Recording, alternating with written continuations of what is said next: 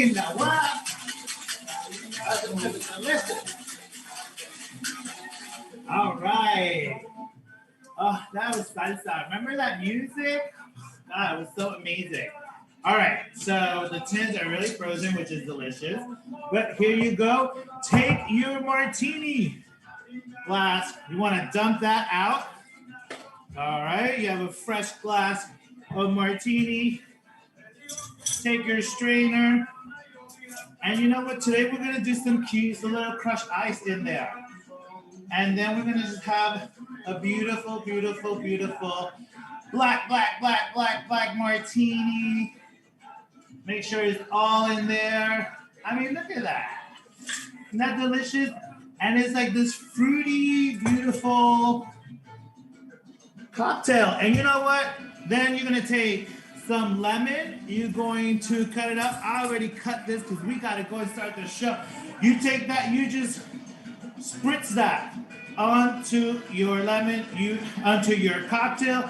You want to do a lemon swirl spritz. And you're going to put that right in there. You see that? Goes right in there. And salud, mi gente. Ooh, yes. We're about to get the conversation started with Rosa Alicia Clemente, Vidal Guzman, and Jennifer Nunes. 3 Afro-Latinos repping Dominican Republic, El Salvador, Panama, Cuba, New York. Diaspora, right? Hello. And I'm Colombian, so you throw that in there, all of that, and Puerto Rican and all that. So come and join us. Salud. Let's go. Let's get this started. Wow.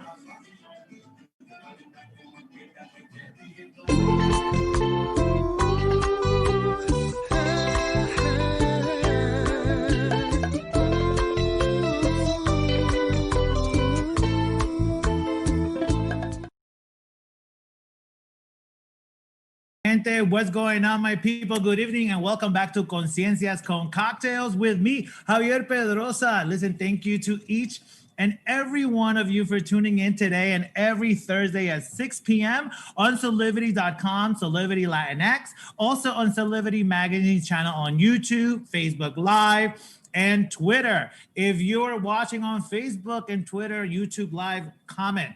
And if any questions come up for my guests and I during the show, please let us know and we'll try to answer them for you. Also, be sure to follow us on Conciencias Con Cocktails on Instagram. Really easy. Conciencias Con Cocktails, easy breezy. So listen, I hope everybody's having a productive week so far and all of you and yours continue to be safe. You know, guys, creating CO3 has been such a wonderful experience because we have really created an inclusive space for us to continue having these conversations, which must be had week after week, day after day. We have to put in a little grain of salt to just abolish this racism and just get rid of it. So again, gracias everyone who supports us here at CO3. And listen, this week is no exception. But before we get to this week, let me just say a couple of things. I must thank my last guests from last week, which were 3 incredible, inspiring Indigenous folks who I feel so fortunate to know and learn from. Cherie Antique, I mean, wow, an Afro-Indigenous Din woman who's an author, a mother, a speaker, an artist. She is a direct action leader and warrior in the U.S. to protect the land and the people. I mean, come through warrior, right? We also had with us Juania Locke, and Juania Locke is from Atna, Dene, Dakota, Lakota, and Anishinaabe tribes. And wow, another fierce activist, and obviously another protector of Mother Nature, you know, since, you know what, Indigenous folks are really the ones who are protecting Mother Nature. And that needs to stop. It needs to be all of us. We need to help them. So also with us, you know, we had Chris Cabrera, who's my Aztec Native American ex, who is the national LGBTQ plus portfolio ambassador for Bacardi, an ambassador, an advocate, another activist who works tirelessly within the cocktail industry at large to promote a message of inclusivity, specifically for those people of color, and queer communities. So love Chris. And you know what? Chris lives here at NYC. And I have to say, it was really beautiful to watch how Chris connected with Shetty, who lives in Louisiana, and Wania, who lives in Lakota, Dakota. You know, the indigenous blood was on fire last week. I mean, we were crying messes. Like it was beautiful moment nonetheless, for sure. So I thank them so much. Also, we had my bro vibing, Om the Mystic, who hanged out with us last week at the CO3 Lounge, and it was a great time. Also, P.S. for those of you who joined his virtual listening party on Monday, off the hook. We had such a great time. And his new album, Angel Wings, go check it out on his website at omthemystic.com for more information. Support a brother, buy his music. Okay, that's how we get on top. We got to support our own. All right, guys. So today, it's another special show because we have 3 Afro-Latinos who rep the Dominican Republic, El Salvador, Cuba, Panama, Puerto Rico, New York. You know, New York is a diaspora, right? And we'll start right here, Mr. Vidal Guzman. Listen, another guerrero with an incredible life where he has had to overcome the system, our system, which has been proven over and over again to not be built for people of color, especially our Black brothers, sisters, and siblings. You know, Vidal faced homelessness, drug gangs, all by the age of 15. You know, that's an extremely young child, right? And when he was 16 years old, Vidal was arrested and he was tried as an adult. At age 19, he was arrested again and sentenced to 5 years at a prison upstate in 2007. And he was released on probation from Rikers Island, right? You know Rikers, right? New York City's jail complex, which is also known as, the Guantanamo Bay of New York City, is awful and needs to be shut down and is on its way to be shut down. Thanks to someone like Vidal, which we'll talk about. But you know what? Resilience and patience and hard focused work today. Vidal is an incredible activist. He's a community organizer. He's an author. He is a criminal justice advocate. And again, we can't wait for Vidal to join the conversation and catch up because there's a lot that we're going to learn with Vidal. We also have an Afro-Latina who was born in Jamaica, Taina, what the Africans came there, that's right. And her parents rep the Panama and Cuba. That's right. See how it all makes sense? It all makes sense. Wait until we start talking to Ms. Jennifer Nunes, who is with us at our CO3 Lounge, all the way from beautiful island of Barbados. And you know what? Ms. Nunes is the founder and chairperson of the Foundation for Caribbean American Competitiveness. And the organization aims principally to engender spirited change within the Caribbean and the diaspora. So we cannot wait to chat with Ms. Jennifer Nunes later in the show. Our staple guest, who is it? Our signature cocktail. There she is. What? The Black Martini. Beautiful, right? Beautiful as a lovely dark night.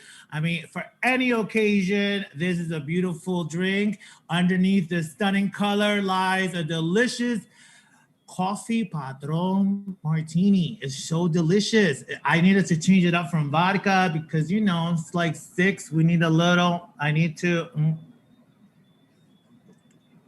Yes, absolutely. 100% Black Martini all the way.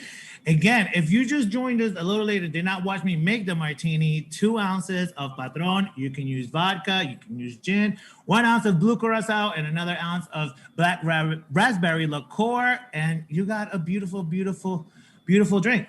So also with us, I am, so excited because I'm going to introduce my co-host. I know my co-host is somewhere in life because she has been working. I mean, it's like I feel like I'm slacking and I'm like can't breathe, right? It's one of those. I mean, she literally today I have the pleasure, the honor to have her as my co-host, and another Black Puerto Rican super sweet person who is a scholar activista, a doctoral candidate, which to me makes her a sister to learn from. Because we have to keep it real, family. The incidents of anti-Black white supremacist violence are not isolated, and the perpetrators are not the exception to the rule. So we got to keep at it every day. Our hope here at the show is that we will enable folks to find an outlet that gives you an opportunity to question how you're situated in the world, right? And from that, take action, right? So with that said, please help me welcome Mrs. Rosa Alicia Clemente to the show. What's going on, Rosa? What's good? I'm like, you are the hype man for everything.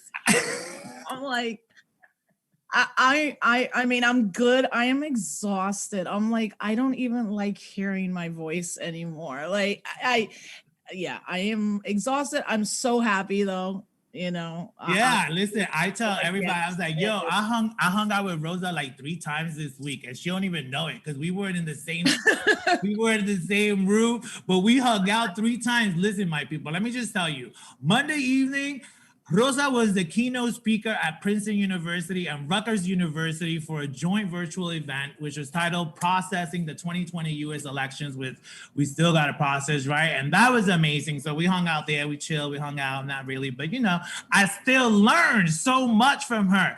Today, 11 a.m., she was up at it with Autumn Marie in her Instagram live series. And I think you just finished another one at 5 and you have us at 6 and another one at 7. Mi amor, how are you doing all of this? You know what? I come from like a people that's doing all of this all the time. Like, you know what I'm saying? Like we doing the work. I also tell people like, I think about everybody that's incarcerated, our political prisoners, everybody, like, and of course, Rikers. It's just like, what can I complain about? I have food, shelter, and all of that. Yeah, I definitely need sleep. I think we all need sleep, like, I think all of us are like, oh my God. I'm like, hi. I know. And I told you I had done this thing where on Thursday, Friday, Saturday, Sunday, I did not talk except to like my daughter and my husband in my house. Right. And people that was like, incredible. They like, are you okay? I haven't seen you posting. I'm like, I'm not dead though. Like, I just tired. I didn't stop talking. Yeah. Well, listen, on COVID news, right? Let's talk a little bit about what's going on with COVID, right? Because it is definitely time, right, for our nation to get together. And I know that I love your messages because you're like, stay home. Like, if you want, just stay home. And I agree, just stay home for this holiday season. And that way you could be here for the next one. And,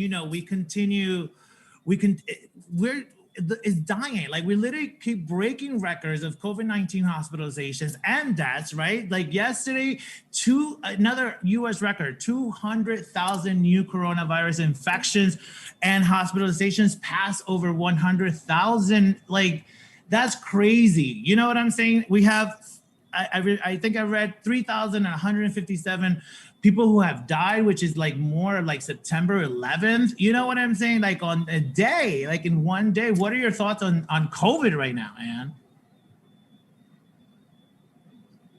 Oh, me or Dr. Yeah, you man. Yeah, the thing is, I was in New York. I was coming from South Africa when 9/11 happened. It's a very crazy story.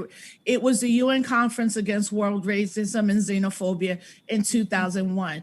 It also, at that conference, were people from all over the world, and I was part of the reparations crew, but also part of the growing at that time, what is Afro-Latino, and having people from Colombia, Brazil, the islands, and all of that. But I was on a plane landing from South Africa when the first plane hit the tower. So if anybody's ever landed in New York at JFK or LaGuardia, you end up circling down to basically the Hudson River and the skyline in New York. And we were all like, on the plane like a collective, like, what the right. fuck? And we're on a plane, and then the pilot's like, don't worry, we're about to land. You know, by the time we landed, my dad was already at the airport, like, get in the car now, leave your bags. And I was like, what's happening? And he's like, I think there's an attack. We were on the bridge when the second plane hit, and everybody just stopped and got out the cars.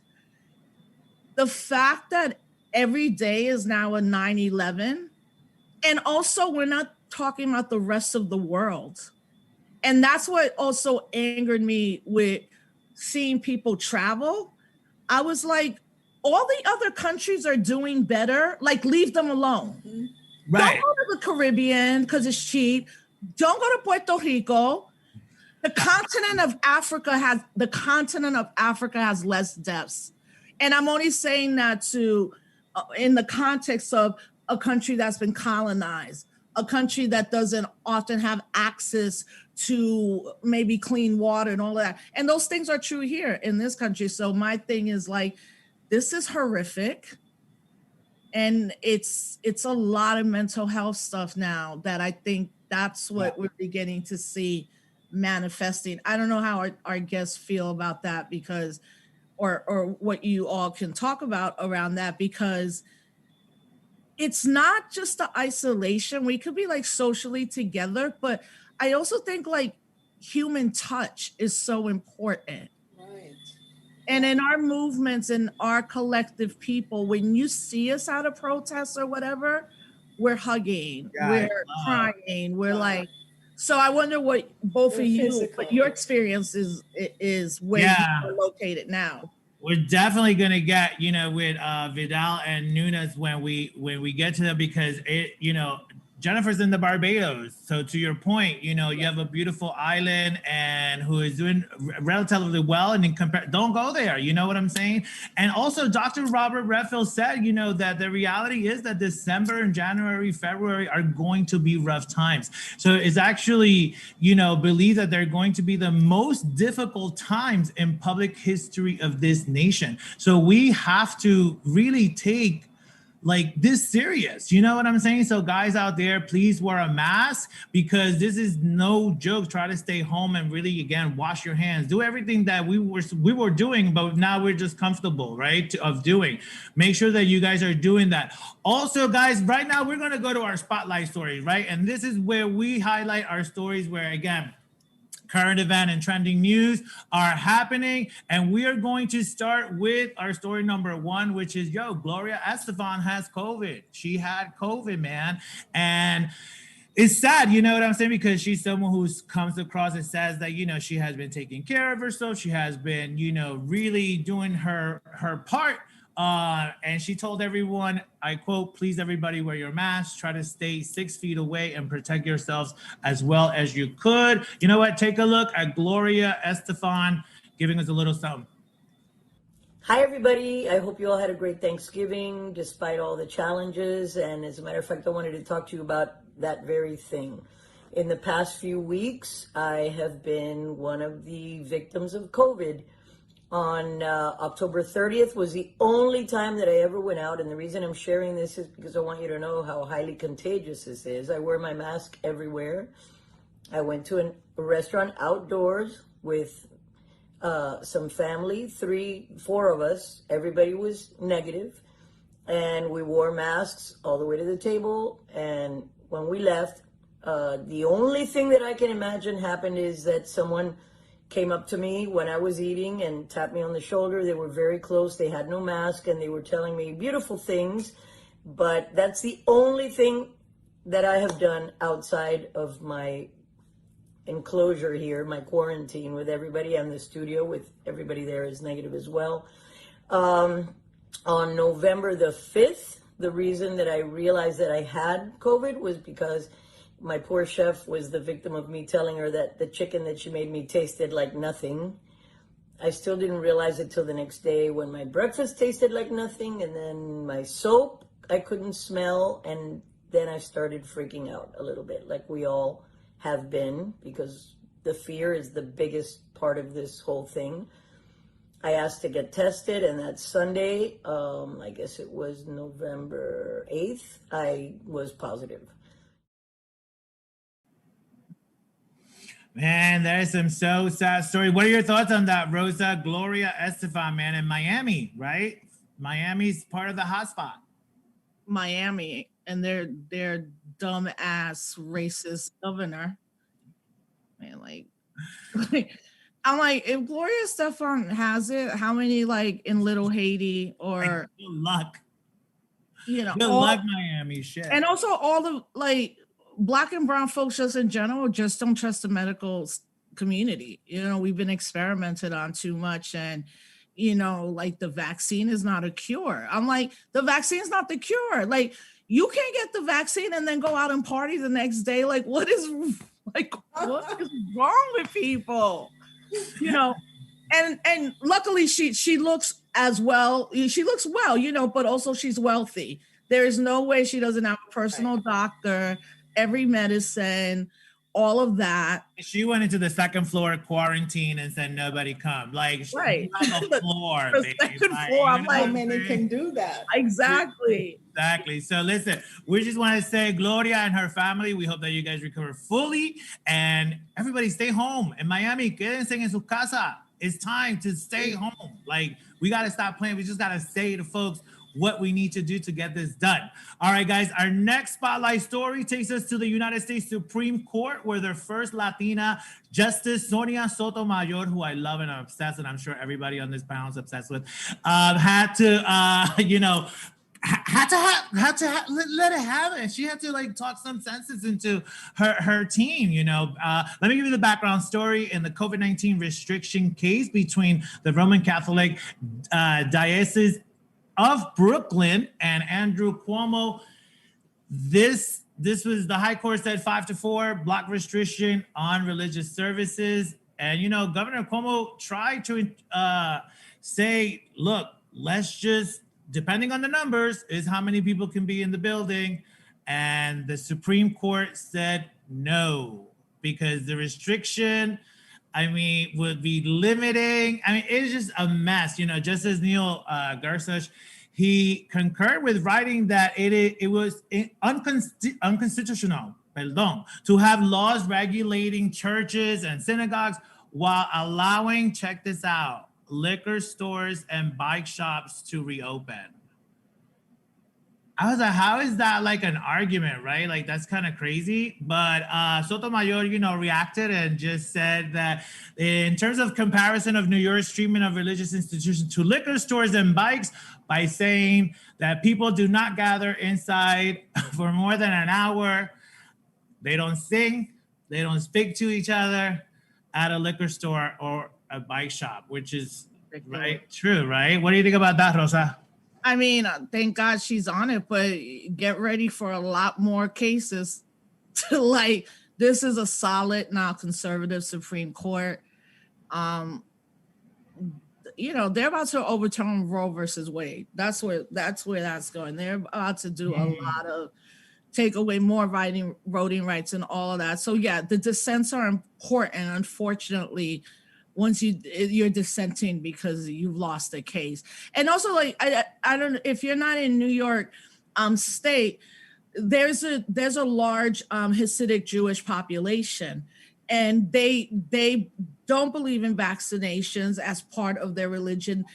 They're very insular as part of their religion. And most people think that the Hasidic Jewish community in Williamsburg, Brooklyn is the only one. But there's been a lot of movements into what we call upstate New York. Mm-hmm. So Monroe and past like the Tappan Zee Bridge and all of that. So that, the idea, like, why would you want to do this when people are going to die? It's again, like, it's a mental, like, not a mental issue. It's like your mind is like, I'm going to do it, whatever. If I'm going to die, I'm going to die. Right. But, that's just where the court is heading. So we're going to see a lot more of these kind of issues coming, and they going right conservative or right on like the right to own, the right for militias, the right for religion, the right for basically everything, but not like providing healthcare or masks. Absolutely. Yeah. Yeah. I think you're right. We got to get ready. We got to buckle down and get ready for what's coming.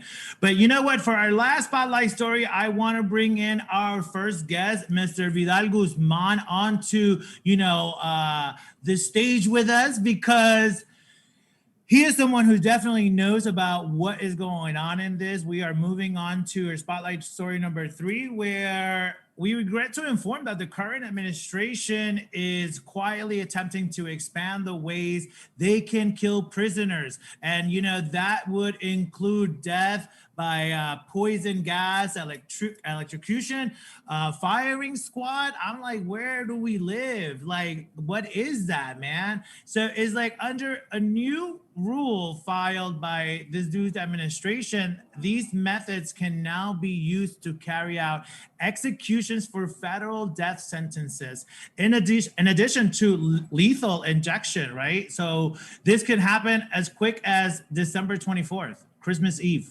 You know what I'm saying? Vidal, what's going on, brother? How are you? But it sounds crazy to kind of hear something like that will happen. I think a death. Speak up a little. I said it's very weird that something like that would happen. You know what I'm saying? I don't think a death for a death is a solution to anything. I think this country has failed, you know what I'm saying, in a way that it's attempting to define justice. You don't define justice by murdering someone. And I think our society has fallen and thought that that is the solution to a human being. I think there is a certain point that we have to retract ourselves and say, what exactly are we doing? I think, this system has belittled and made our people seem more as monsters than human beings, so they can get away with actually creating laws and passing policies like that. And it's horrible when some of the systems and some of the things and impact that people have went to was the society and the system that this country has created, right? Like you can't talk about violence when you are the country that actually created violence in the first place. You know what I'm saying? And I think for anyone, a world democracy is not a death for a death. And I think humanity has to refine itself and say, what exactly are we doing? Norway and Germany has a recidivism rate of 20%. And the reason why they have their recidivism so low is because they're working with the community to make sure that people are not just held accountable, but the most important things, that when they're coming home, they have the right resources, or before they even land into to the jail system, they prepare them with tools to give them the blueprint, what exactly you're trying to do. Yeah. And like, even when, example, when there was a person that took around 21 people's life in Norway, and the community felt that the maximum that person got was around 22, 23 years. And what America's system has looked at Norway and Germany, it was like, hell no, that's horrible.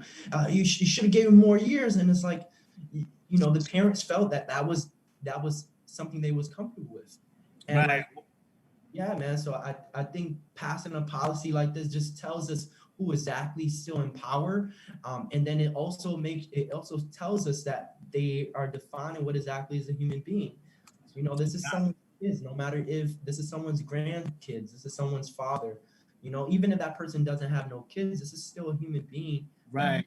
Right. And this is happening when 5 more people are scheduled to be executed during his final weeks in office. And 4 of them are African-American and 1 is a woman. Right. The people that he hates and is evil towards. And I think something else that we have to really keep our eye on is right now, the most outbreaks are in prisons. Mm-hmm, yeah. I mean, San Quentin right now is hellish. There's a prison in near Springfield, Massachusetts. 80% of those incarcerated have COVID right now. And that the CDC, they have put prisoners as the last to get the vaccine, but giving the correctional officers, who are the ones bringing it in. Because if anybody, and I am sure, I know Vidal could speak to this, there's this weird thing that people don't understand about being incarcerated, right? Like, it's like a self-contained thing. So when nobody's sick, but when one person gets sick, everybody's going to start to get sick. And actually, my brother-in-law is in Sing Sing unfortunately for a life bid that we're still trying to deal with. And he's like, we get to email each other and stuff like that. And he's like, this shit is crazy. There are people dying and they're leaving the bodies. Or like COs are just like bouncing and not showing up, and people are staying locked up. Yeah. Or like Rikers, I know Vidal can say, like Rikers right now is there's this thing too with the COs just are becoming more and more brutal, you know, in this moment. And it's just like, this is like levels of inhumanity. It like levels that is also not happening in the rest of the world. Oh, and let me say, Governor Cuomo has been horrible on this issue. Okay.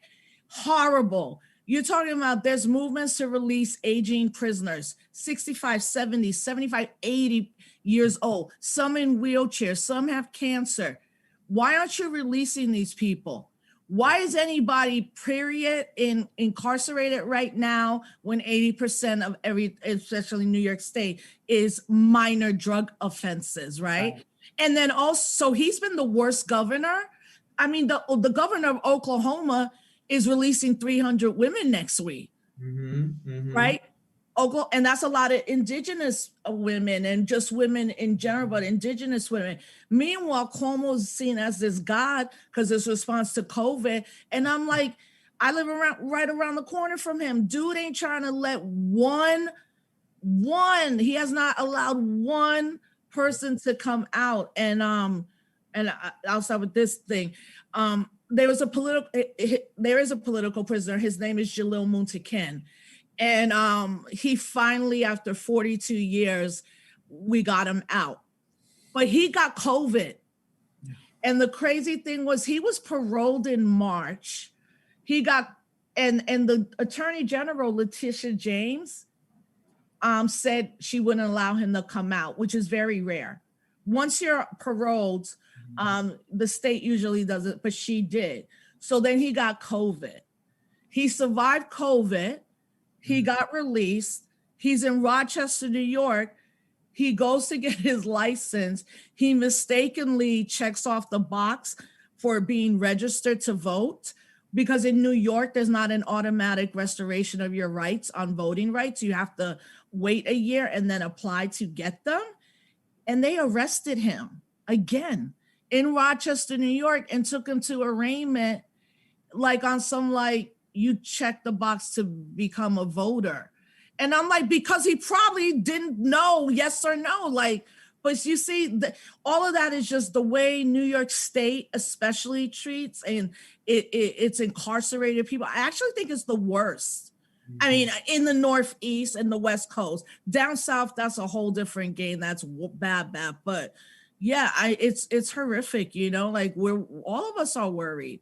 Yeah. And Vidal, you worked on the Close Rikers campaign, so you know very well what's up with, you know, working with politicians in closed rooms and all of that. Tell us a little bit about that. I mean, even when we pass, like, because I've been doing, you know, even when Raise the Age was like something that people was talking about, Governor Cuomo was pushing against that, you know what I'm saying? And that was something major. How can you try a kid who's 16, 17, and 18-year-old as an adult? You know, like someone like myself, when I was 16 years old, I was facing 15 years, you know, and I think for us, we got to like think about that. We know a child's mind doesn't fully develop at 25, and Governor Cuomo was pushing us against that. And even when we passed speedy trial, discovery law, and bail reform, telling Khalid Browder's story and multiple people who are directly impacted, telling their story of why we need to end cash bail, why do we need to make sure that people have their discovery law before anything, why do we need to have speedy trial? Because we have people on Rikers Island, we heard of people awaiting on Rikers Island 10 years. Can you imagine 10 years awaiting on Rikers Island? So I think, you know, I dealt with Governor Cuomo last year. When he did his executive budget, he rolled back speedy trial, discovery law, and bail reform that made it more hard for people to come home. And that's what actually started increasing the COVID-19 for people who was incarcerated. Like speedy trial, discovery law, and bail reform would have kept decarcerating our jail population, but you can't 6 feet distance where? Not in Rikers, not in jail and prison. Where at? You know what I'm saying? And for that to even happen, even when Rosa talked about St. Quentin, they dropped their population probably by 50%. So like people are it's sad to say this, that we're in a moment where COVID-19 actually has to push people and say people are actually dying. You know what I'm saying? In our jail system. So it's a hidden war that's happening in our prison system when it comes to COVID-19. But when these politicians who don't care, these politicians who are not aligned with our message, who are smiling in our face and then turn around and say, we're going to do it and don't do it, you know, I'm scared about what's actually going to happen. Yeah, Democratic has the Senate and Assembly on New York State, but the Republicans have Governor Cuomo in their pockets. Like, you know, for us, we know that's a scary moment, but me dealing with a lot of these politicians is knowing that you work for us, we don't work for you. And it's sad. The 4 years I was part of the Close Rikers Island campaign, we had to, for 4 years, tell the city why was it so important for directly impacted people to be seen as people. But the most important things are that they was coming from neighborhood that was underfunded, over incarcerated, over police, and that our jail system, taxpayers are paying $340K per person when they're incarcerated on Rikers Island. And when you talk about numbers and our tax paying, where it's going for armed wrongdoings and lawsuit every year is $30 million. To take detainees back and forth to court for every year is another $30 million. Let me correct, a lawsuit is $100 million. So like when we talk about where exactly our funding and our money is going, these politicians, when they started hearing numbers and saying, imagine if this investments can actually go in our community. So right now, this we knew it was gonna get here when he rolled back speedy trial, discovery law, and bail reform, you know, and we knew he was gonna get here. And the only reason I have to say this is marijuana is gonna get legalized soon. The only reason why they legalized marijuana and Governor Cuomo's talking about it is because it's a tax relief for New York State. So it's horrible to say that it's our rights is only rights when it's their time. And that's horrible, man. And do you feel hopeful about Rikers really closing in 2026? Yeah, I do. I think, you know, for us, New York City has, if it really want to keep this progressive, and it lost its progressive title when we wasn't able to actually accomplish an executive budget to actually defund police. And I'll say if the city want to keeping this progressive conversation and progressive city, they have to make sure that it gets to the finish line, that improves conditions for people who are still remanded. And also I'm actually a part of basically every single year we get to decide approximately 200 million gets to be saved off of Rikers Island. And we get to, there's this coalition who actually decide where exactly that money goes into the community after Rikers is closed. But that commission is still being in place. It was actually created by the speaker, Corey Johnson, the mayor. Look, I don't like them, you know what I'm saying, but we have to work inside. We gotta work with them, right? And they know I don't. So, you know, this is the work that we have. Yeah. And, you know, a little shine, right? A spot of shine light from Rikers, right? Another thing that I wanted to make sure to bring up was the fact that, you know, you can create out of the most darkest moments, right? Vidal is like a proof of that, because his idea for the clothing company that he created came while he was in Rikers Island. Tell us a little bit about that, because that to me is very inspirational. Let me correct that. I was actually in Green Correctional Facility. So Green Correctional Facilities in Washington are the only youth facility that takes in youth as young as 16, and the maximum that they're able to do is probably 7 to 8 years. But you know, they made these facilities for young people, and they had to get people who had life because it was going crazy. So I was in Green Correctional Facility. I was there for 3.5 years, and that's where I actually, it's weird. It was 105 degrees, and when you're in solitary confinement, it's always a 10-degree high, like more hotter, right, than it is outside. And I just got in a fight with my bunkie. You know, my bunkie's someone who was actually in the cell with me, and I was like, it's 105 degrees. We have two men in this cell, and we got right in the fight. Boom, boom, boom, boom.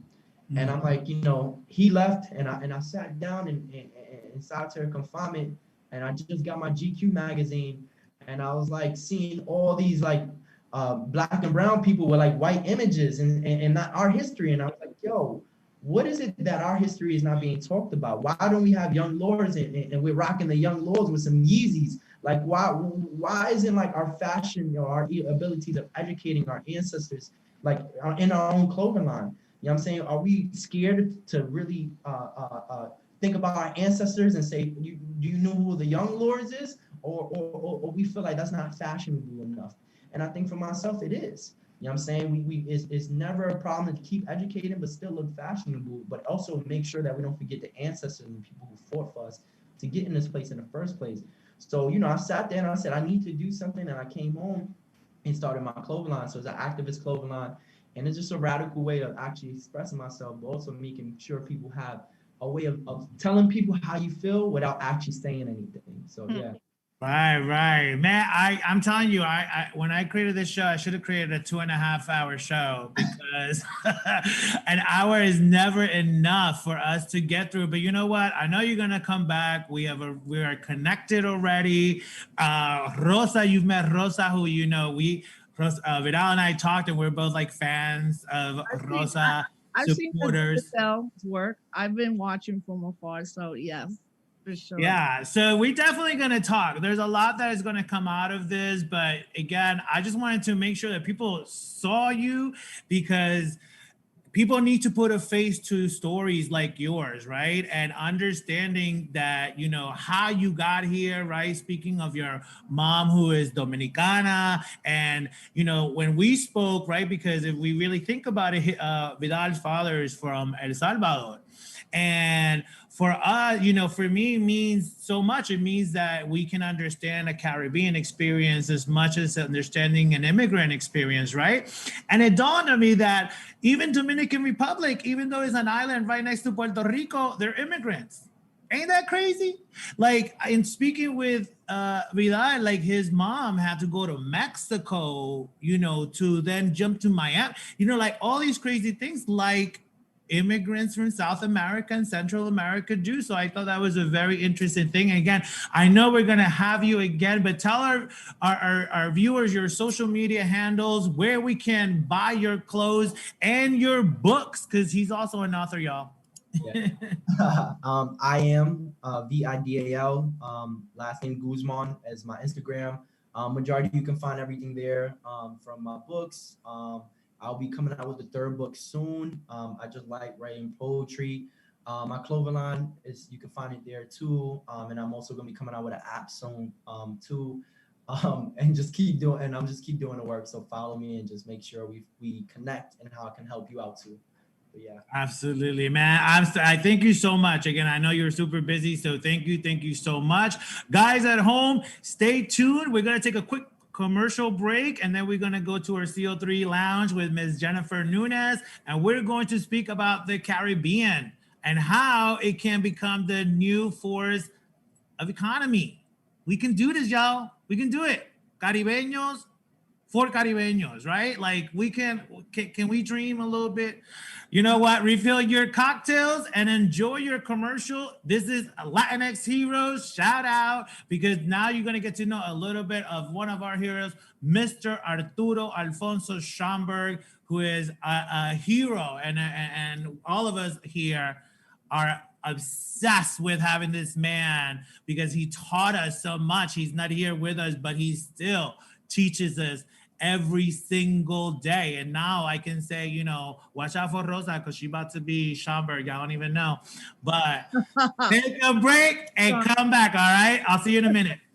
Hello, everyone. Here's your Latinx Heroes, past, present, and future, under a minute. Did you know one of the fathers of Black history and one of the key intellectual figures in the Harlem Renaissance was an Afro-Latino? Yes, his name was Arturo Alfonso Schomburg, and he was born in Santurce, Puerto Rico. Schomburg's 5th grade teacher told him Black people have no history, no heroes, and no great moments. Schomburg was determined to not only find, but to also document the accomplishments of Africans on their own continent and in in the diaspora. In 1926, the New York Public Library purchased Schomburg's vast collection of literature, art, and other artifacts for $10,000. In 1972, the 135th Street branch of their library was renamed as the Schomburg Center for Research in Black Culture. Today, the Schomburg Center is home to 10 million items.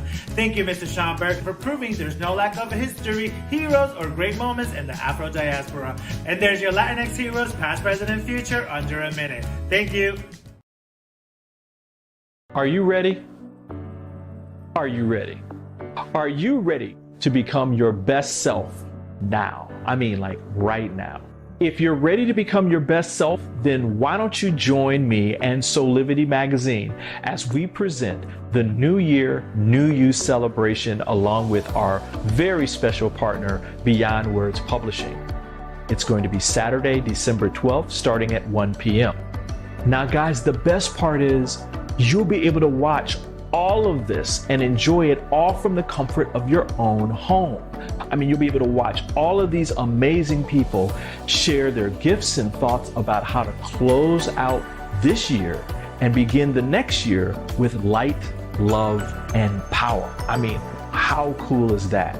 And you're going to be able to walk into 2021 with freshness and some spirit and, of course, inspiration. You do not want to miss this incredible event. We'll see you then.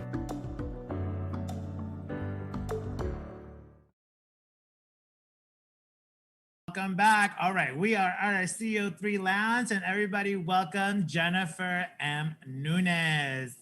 Hi, Jennifer. Hi, Javi. How are you? I'm very good. It's great to be here. Please meet Ms. Rosa Clemente. Hola, Rosa. Hola, Jennifer. Hi. It's great to be here. Jennifer is all the way in the Barbados. I am in Barbados, and I'm staying safe, quite well, staying safe.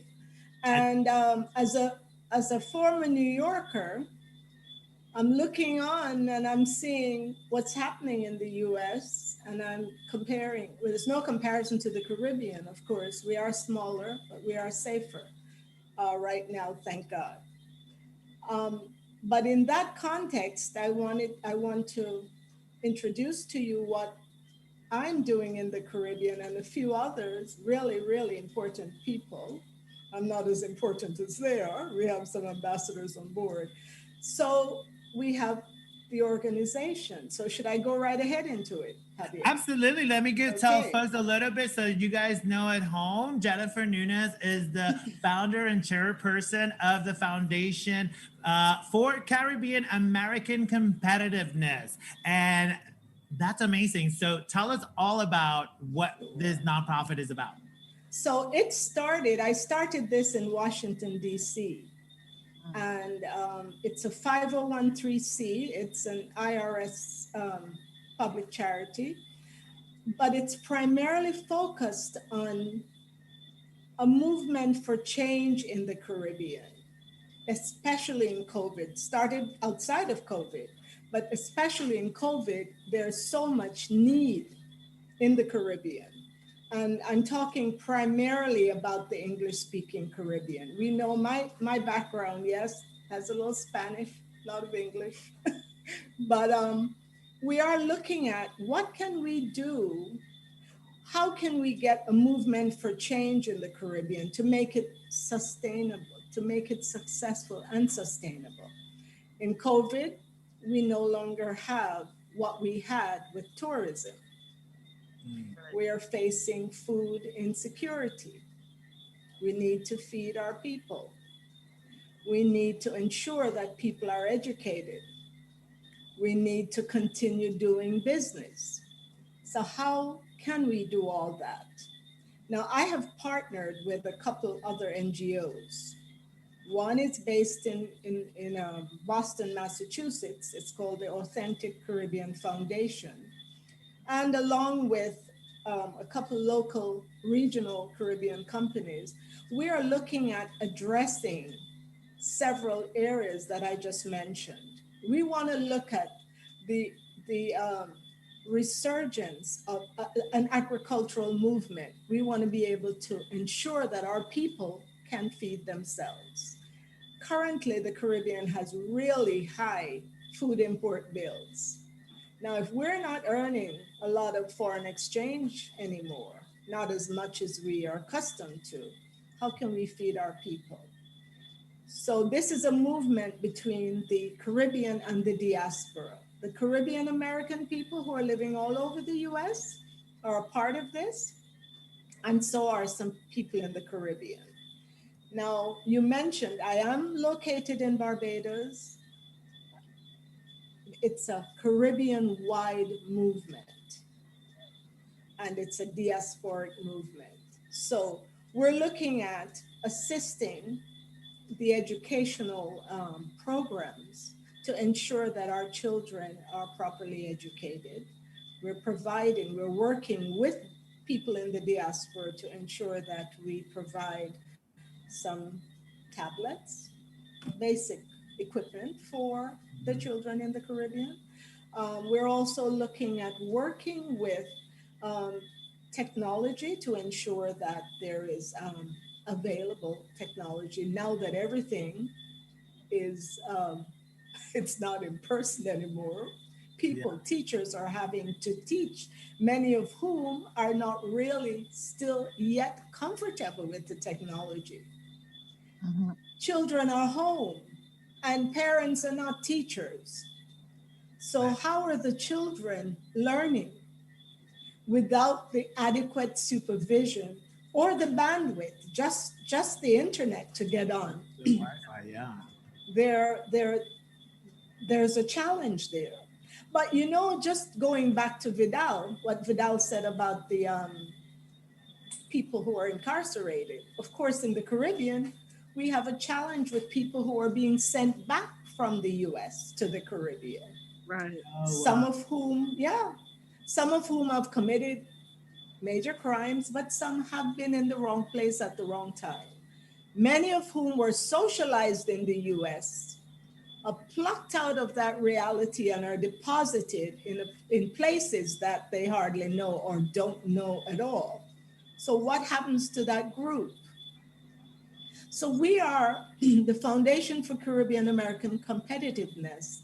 We're looking at how can we deal with the various groups to assist the process of competing. And certainly with regard to inter-Caribbean competitiveness, we're looking at how we compete within the Caribbean and what are the threats from the outside. And is this like for Caribbeans by Caribbeans? Like I see your board and advisors are much of that. We have 2 Caribbean ambassadors on board. We have Ambassador Sonia Johnny, who is currently in Washington, D.C., as is Ambassador Luann Gilchrist. Ambassador Luann Gilchrist is a former educator. Mm-hmm. So she is well versed in all of the needs from the educational sector. And she is we're fortunate to have her as the advisor. We're fortunate also to have Ambassador Johnny, who has not only a legal background, she's a legal expert, and also where diplomacy is concerned, which we need to negotiate, is critical.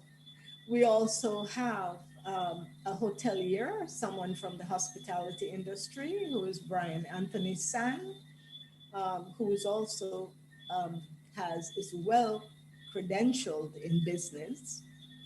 And we have others who are assisting us, advising and supporting what we are calling a movement for change.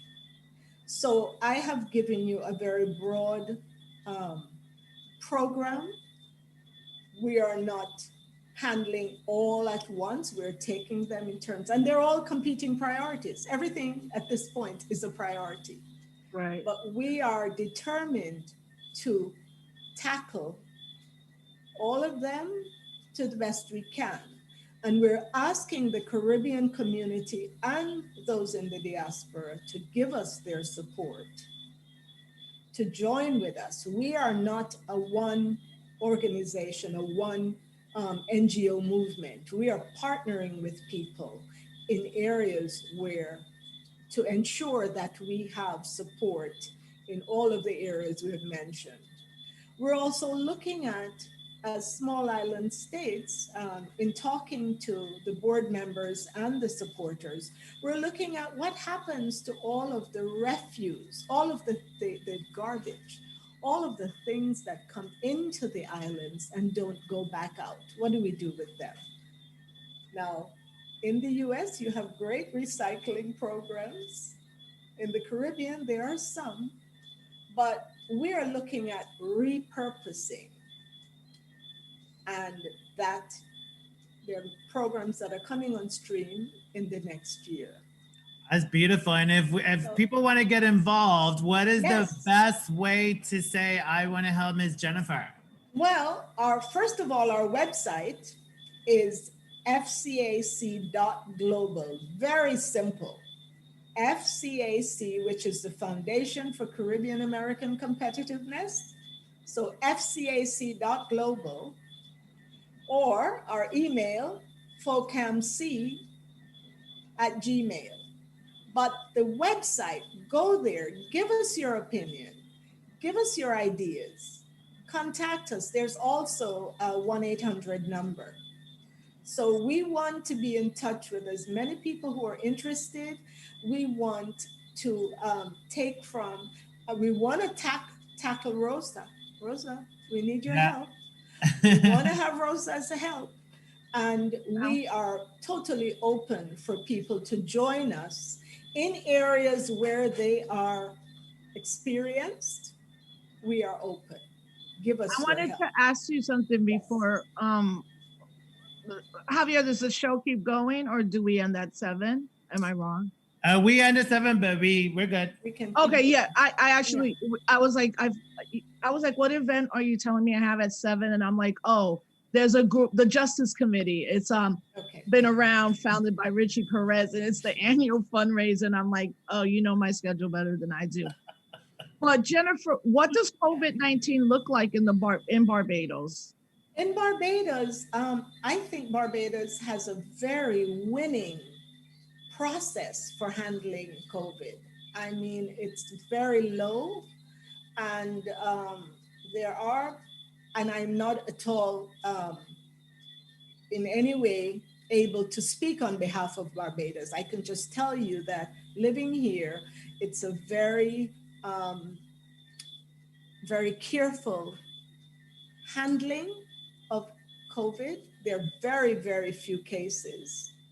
And the government has what I consider to be a very good program for testing and maintaining a safe environment. That's good to hear. So, yeah. And the other question I had was, I could be wrong, but I think a young sister, maybe she's from Barbados. I'm almost positive. There's an environmental prize called the Goldman Prize. And I feel, I was watching Democracy Now! Yesterday, and I feel a young sister from Barbados won. Am I wrong about her helping to ban plastic bags? Sounds possible. Okay. Sorry, Rosa, I can't, So climate-wise, obviously, as an island nation that has dealt with that, how do you feel the government and also the people just in Barbados are obviously prepared for hurricanes, but has there been anything that is like devastating it climate catastrophe wise on a daily basis that you see? Well, I prefer to speak on the CARICOM, which are 15 Caribbean nations, on that basis, because I am living here, but I couldn't in any way represent any one island state. But I think there are laws in effect against plastics, which is so admirable. So good. People actually take their shopping bags, which I'm so disappointed to see that the US is not doing more of that. So we're operating, Rosa, I must say, we're operating as if we are the first world here. And unfortunately, the US seems to be not where we are. We are very conscious of the threats, all the climate changes, all the things that are going on, and the Caribbean governments are responding very well. Yeah. We are not as affluent, certainly, as the US is. We're not as in any way close in size. But what is happening here, I think, is admirable. I really am proud to be a part of what's going on now. And as a New Yorker, I grew up in New York City. I'm comparing the two. I live between the US and the Caribbean. And comparing what's going on here, it really is, it's good to see that people are able to visit and they are processed from a COVID perspective very carefully. So I believe we want to assist all the island states in the programs that will help to sustain whatever successes there are right now. And that's where we are. I love it. Thank you so much, Ms. Jennifer. Give us your social media, just in case. We're on LinkedIn. We're on Facebook. The Foundation for Caribbean American Competitiveness is on Facebook. We're also, our Instagram page is being reworked by our social media person. But you can get us on Facebook. You can get us at our website, fcac.global, and also LinkedIn. Beautiful. Thank you so much, Miss Jennifer, for hanging out with us. Absolute pleasure. Oh, Stay Javier, I love it. so we can get to the end of the show. But guys, I want to say thank you so much to my guest co-host, Rosa Alicia Clemente. Rosa, any last words for everyone out there? Like, you know, we're moving into our next people going into the next White House. What should we be doing? Should we be campaigning outside the White House January 21st? What should we? No, I mean, the day after the election, the Sunrise Movement already did a sit-in. Right. Because Biden and Harris have already said they're not for Medicaid for all. They're not for student loan cancellation, and they're not for a Green New Deal. You know, so like people are already about to hold them super, super accountable. You know, and what can you say? We have a madman. I don't know what he's going to do in the next 25 minutes. I know. You know, I'm like, I mean, he is beyond delusional at this point. He is, one thing I do want people to watch for, which I did not know until yesterday, was he's replacing all the top military commanders. Yes. Right. So it's like, yeah, the mainstream media's focus on his delusion and his 45-minute infomercial yesterday and the Christmas parties. I need to know why you're replacing military. Well, I know why you're replacing military commanders.